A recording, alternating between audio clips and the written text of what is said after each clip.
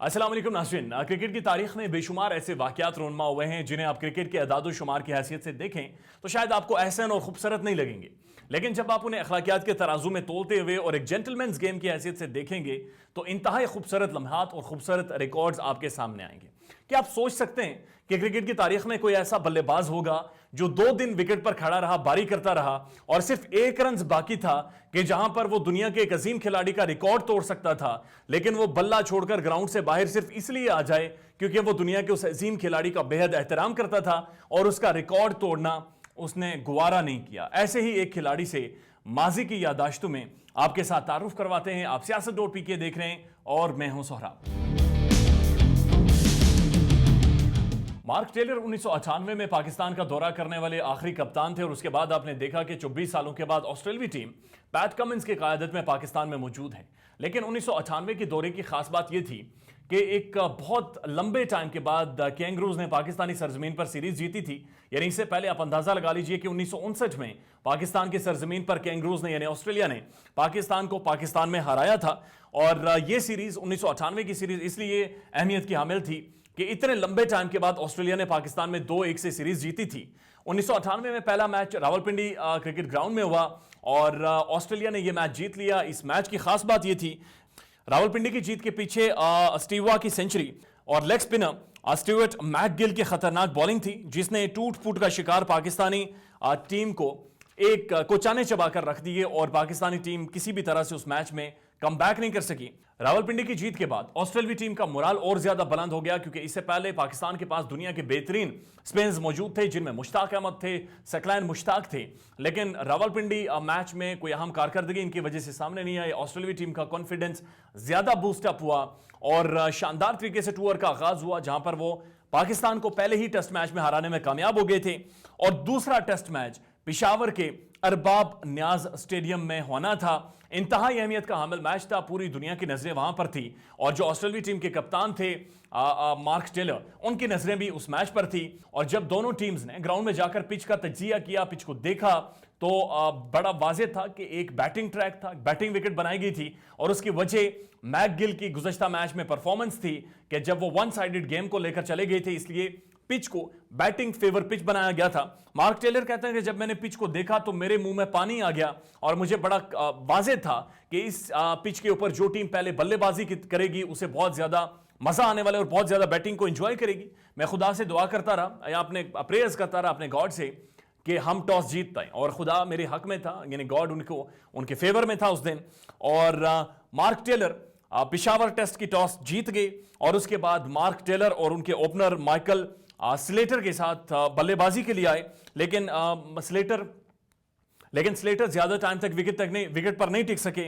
और उसके बाद जस्टिन लेंगर के साथ मिलकर मार्क टेलर ने 295 रन की पार्टनरशिप की और उन्होंने पाकिस्तान के जो बॉलर्स थे उनके सख्त सर्दी में यानी अक्टूबर के महीने में पाकिस्तानी बॉलर्स के पसीने निकलवा दिए। मार्क टेलर ने शानदार बैटिंग की और पहले ही दिन अपनी सेंचुरी मुकम्मल कर ली थी। दूसरे दिन जब मार्क टेलर बैटिंग करने आए तो उनकी बैटिंग में वही फ्लुएंसी थी, वही करिश्मा था, वही हिटिंग जोन था और एक बड़ी ही शानदार किस्म की परफॉर्मेंस उनकी नजर आती रही। और दूसरे दिन किस्मत ने मजीद मार्क टेलर का साथ दिया और सईद अनवर ने मजीद 2 कैचेज उनके छोड़ दिए। दूसरे दिन लंच तक मार्क टेलर ने दूसरी सेंचुरी भी मुकम्मल कर ली थी और चाय के वक्फे तक तकरीबन 250 रन मार्क टेलर अपने कैरियर में जोड़ चुके थे और उसके बाद ट्रिपल सेंचुरी का भी सोच रहे थे। दूसरे दिन के इख्तिताम तक मार्क टेलर तीसरी सेंचुरी भी मुकम्मल कर चुके थे और इससे पहले जो रिकॉर्ड था वो डॉन ब्रैडमैन का था और 334 रन का रिकॉर्ड डॉन ब्रैडमैन का था। और जब दूसरे दिन की आखिरी गेंद मार्क टेलर ने खेली तो आखिरी ओवर में 1 स्कोर बनाकर मार्क टेलर ने बुनियादी तौर पर डॉन ब्रैडमैन के साथ 334 का रिकॉर्ड बराबर कर लिया था। और मार्क टेलर कहते हैं कि जब मैं ये 334 बनाने के बाद वहां से बाहर निकला तो मीडिया ने मुझे घेर लिया और सब ने मुझसे यही सवाल पूछे कि क्या आप डॉन ब्रैडमैन का रिकॉर्ड तोड़ने जा रहे हैं। वो कहते हैं कि इस सारी सीरीज से पहले मैं डॉन ब्रैडमैन के पास गया था और उनसे मुख्तलिफ तजावीज़ भी ली थी पाकिस्तान में क्रिकेट खेलने के हवाले से और आज ये मौका आन पड़ा था کہ جب 1 رنز میں نے بنانا تھا یعنی 335واں رنز بنانا تھا اور میں نے ڈان براڈمن کرکٹ کی تاریخ کے ایک عظیم کھلاڑی جن کی کرکٹ میں ایوریج 99 پوائنٹ سمتھنگ ہے, ایک بہت ہی زبردست ایوریج ہے اور دنیا کے عظیم کھلاڑی ہیں, ان کا ریکارڈ میں توڑ سکتا تھا. وہ کہتے ہیں کہ جب میں باہر گیا میڈیا نے بھی سوالات پوچھے لیکن میں ذہنی طور پر ایک کشمکش سے گزر رہا تھا کہ ایک ایسا کھلاڑی جس کو میں نے ہمیشہ آئیڈیل سمجھا, جن سے میں ہمیشہ ایڈوائز لیتا رہا, نصیحت لیتا رہا, جن کو دیکھ کر اور جن سے نصیحت لے کر میں نے اپنی بیٹنگ سکلز امپروو کی, کیا ان کا ریکارڈ توڑنا بہتر ہوگا یا نہیں ہوگا؟ اور اگر میں ڈان براڈمن کا یہ ریکارڈ توڑ لیتا ہوں وہ تو اپریشیٹ کریں گے لیکن میں نظریں انہیں کیسے ملاؤں گا؟ مارک ٹیلر کہتے ہیں وہ پوری رات میں نہیں سویا اور رات کے آخری پہر تک میں یہی سوچتا رہا کہ آیا اگلے دن مجھے 1 رنز بنا کر ڈان براڈمن کا یہ ریکارڈ توڑنا چاہیے یا نہیں توڑنا چاہیے. اور ہوا کیا کہ اگلے دن جب سارا میڈیا موجود تھا, پوری دنیا کی نظریں تھی اور پوری دنیا اس طاق میں تھی کہ وہ اس ہسٹورک مومنٹ کو سیلیبریٹ کرے کہ جہاں پر دنیا کے عظیم کھلاڑی ڈان براڈمن کا ریکارڈ مارک ٹیلر توڑیں گے. لیکن صبح کے وقت ایک نئی خبر سامنے آئی اور وہ خبر یہ تھی کہ مارک ٹیلر نے آسٹریلوی ٹیم کے ساتھ اور اپنی بلے بازی ڈکلیئر کر دی اور بیٹنگ کرنے کے لیے وہ گراؤنڈ پر نہیں آئے. یہ ایک انتہائی دلچسپ واقعہ تھا کہ مارک ٹیلر نے اخلاقیات کو سامنے رکھتے ہوئے, احترام کو, محبت کو اور اپنے استاد کو, اپنے آئیڈیل کو سامنے رکھتے ہوئے وہ ریکارڈ نہیں توڑا. کرکٹ کی اعداد و شمار کی حیثیت سے دیکھیں تو آج بھی وہ ریکارڈ ڈان براڈمن کے پاس ہے, لیکن اگر کرکٹ کے سنہری عروف میں اخلاقیات کے دائرے ہوئے جنٹل مینز گیم کی حیثیت سے دیکھیں تو اس ریکارڈ کے ساتھ ساتھ اس ریکارڈ سے بھی شاید بڑا ریکارڈ مارک ٹیلر کا ہے جو کہ کرکٹ کی تاریخ میں آج بھی موجود ہے. آسٹریلوی ٹیم ہمیشہ اگریسو نظر آتے ہیں, گراؤنڈ کے اندر ان کا جو بیہیویئر ہوتا ہے وہ ہمیشہ کنٹروورشل رہا ہے اور ایسے ہی ایک عظیم کھلاڑی گزشتہ دن دنیا سے رخصت ہوئے اور ان کا نام شین وارن تھا. پوری دنیا انہیں ظاہرہ جانتی ہے, 700 سے زیادہ انہوں نے وکٹس لی ہیں, ایک بڑا لمبا کیریئر تھا اور ایک لیگ سپنر, دنیا کے عظیم لیگ سپنر, میجیشین اور بال آف دا سینچری بھی انہوں نے کر رکھی تھی اور ایک عظیم کھلاڑی, پوری دنیا جنہیں آئیڈیل مانتی تھی, جن سے انسپیریشن لیتی تھی اور ایک بہت بڑا کنٹریبیوشن کرکٹ کا ان کے کرکٹ کے حوالے سے ان کا رہا ہے. اچانک سے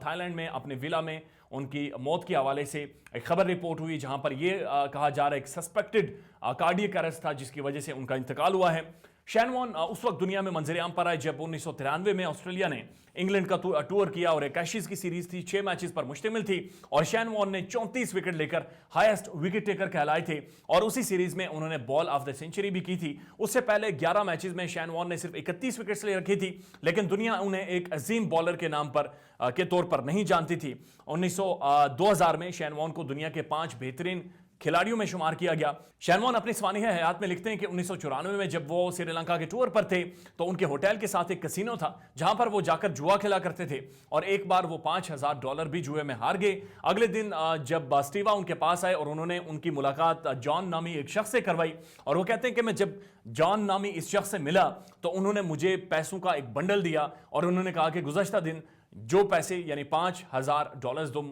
جوئے میں ہار گئے تھے یہ ساری وہی منی ہے. اور اس کے بعد وہ کہتے ہیں کہ وہ سارے پیسے اس سے میں نے لیے جان سے اور شام کو جا کر میں نے پھر جوا کھیلا اور وہ $5000 میں ایک بار پھر جوئے میں ہار گیا. اور اس کے بعد وہ کہتے ہیں کہ بعد میں جا کر پتا چلا کہ وہ جو جان تھے وہ میچ فکسر تھے اور لیٹر آن آسٹریلوی کرکٹ بورڈ نے اسٹیوا اور شین وارن کے اوپر تقریباً $8000 کا جرمانہ بھی کیا. شین وارن دنیا کے ان کھلاڑیوں میں شمار ہوتے ہیں جنہوں نے اس گیم کو انجوائے کیا, ایک نئی ڈیفینیشن دی, ایک نئی تاریخ دی, کرکٹ کے ڈائنامکس کو بدلے اور اپنی طرح کی کرکٹ کھیلی. جیسے بھی سوچ رکھتے تھے ویسا ہی کرکٹ کھیلا. کنٹروورشل بھی ان کا کیریئر رہا, سیلیبریشنز بھی بھرپور رہا, ایک کرکٹ کے لیے بھی کنٹریبیوشن رہا, ٹیم آسٹریلیا کے لیے بھی کنٹریبیوشن رہا. آج ان کی موت پر پوری کرکٹنگ دنیا, پوری دنیا جنہوں نے کرکٹ دیکھی ہے, سمجھی ہے, جانی ہے, سیلیبریٹ کی ہے یا کبھی بھی انجوائے کی ہے, وہ آج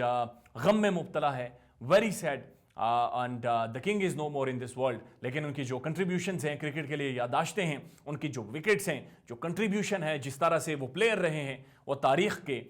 تا قیامت تاریخ کے اوراق میں ہمیشہ موجود رہے گا. اپنا خیال رکھیے گا اور ہمارے چینل کا بھی. اللہ حافظ.